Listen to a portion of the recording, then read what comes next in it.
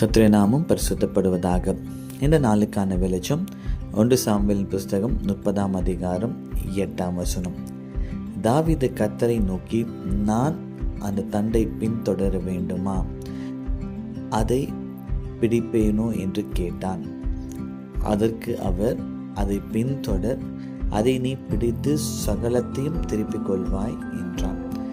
இந்த காலை வேளையில் கூட நேற்று தியானித்த அதே வேத பகுதியின் தொடர்ச்சியாக கர்த்தர் நம்முடைய வாழ்க்கையில் சகலவற்றையும் திருப்பிக் கொள்ள அவர் பலன் தர உண்மை உள்ளவராய் இருக்கிறார் என்று நாம் தியானிப்போம். நேற்று தினத்தில் தாவீது சிக்லாக் என்ற ஒரு அனுபவத்துக்கு வருகிறான். அந்த இடத்துல தன் மனைவி, பிள்ளைகள், தன் சம்பாதித்த எல்லாவற்றையும் அவன் இழக்கிறான். அவன் இழப்பின் மத்தியிலே அவனை சுற்றின்ற ஜனங்கள் அவனை கல்லெறி நினைக்கிறார்கள். அந்த இடத்துல என்ன செய்கிறான்னா, தன் கர்த்தருள் பலப்பட்டான், கர்த்தருடைய வார்த்தையில பலப்பட்டான். பலப்பட்ட தாவீது அவன் அப்படியே இருக்கல. அவன் என்ன செய்கிறானா, கர்த்தரை தேடுகிறான். இந்த காலை வேளையில் கூட கர்த்தர் நம்மை பலப்படுத்துவார் என்றால் நாம் கர்த்தரை தேடுவோம். தாவீது பலப்பட்ட பின்பு கர்த்தரை தேடுகிறான். கர்த்தர் அவனுக்கு கொடுக்கிற வார்த்தை என்ன தெரியுமா? நீ சகலவற்றையும் திருப்பிக் கொள்வாய். அப்போ அவனுக்கு ஒரு கேள்வி, ஆண்டவரே, நான் இழப்பின் மத்தியில் இருக்கிறேன், என் மனைவி, பிள்ளைகள், என் சொத்து எல்லாவற்றையும் இழந்துட்டேன், நான் என்ன ஆண்டவரே செய்ய வேண்டும்? நான் அதை பின்தொடர வேண்டுமா என்று ஆண்டவரிடத்தில் கேட்கிறான். கர்த்தர் சொல்லுகிறார், நீ பின்தொடர், நீ சகலவற்றையும் திருப்பிக் கொள்வாய்.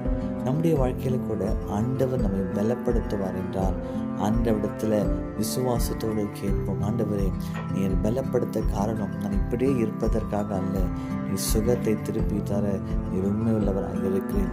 நான் இழந்து போன காலத்தையும் நேரத்தையும் திருப்பி தர நீ உண்மை உள்ளவராக இருக்கிறேன். ஒருவேளை பண பிரச்சனை எதுவாக இருந்தாலும் ஆண்டோடு சொல்லுங்கள், ஆண்டவரே, நீ திருப்பி தர உண்மை உள்ளவராக இருக்கிறேன் என்று தாவீதை போல வாக்குத்தத்தை பெற்றுக்கொள்வோம். இப்போ தாவீதை யோசிங்க, அவனை கல்லறை நினைத்த அதே 600 பேரை கொண்டு அவன் யுத்தத்துக்கு போகிறான்.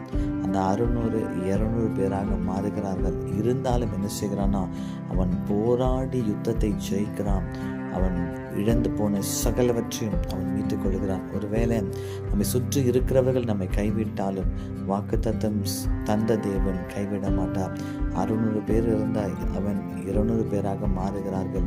ஆனால் 200 பேர் இருந்தாலும் கர்த்தரை மாத்திரம் சார்ந்து யுத்தத்தை செய்கிறான். கர்த்தர் ஜெயத்தை கொடுத்தார். அதே தேவன் உங்களுக்கும் ஜெயத்தை கொடுப்பார். நீ சகலவற்றையும் திருப்பிக் கொள்வீர்கள். அன்பின் பரலோக பிதாவே, இந்த வார்த்தைகள் ஆம் என்றும் ஆமேன் என்றும் ஒவ்வொருத்தருடைய வாழ்க்கையிலும் நிறைவேறட்டும். சகலவற்றையும் கர்த்தர் திருப்பி தர நீர் உண்மையுள்ளவராக இருக்கிறபடியினால உமக்கு நன்றி. இயேசுவின் நாமத்தில் பிதாவே, ஆம்.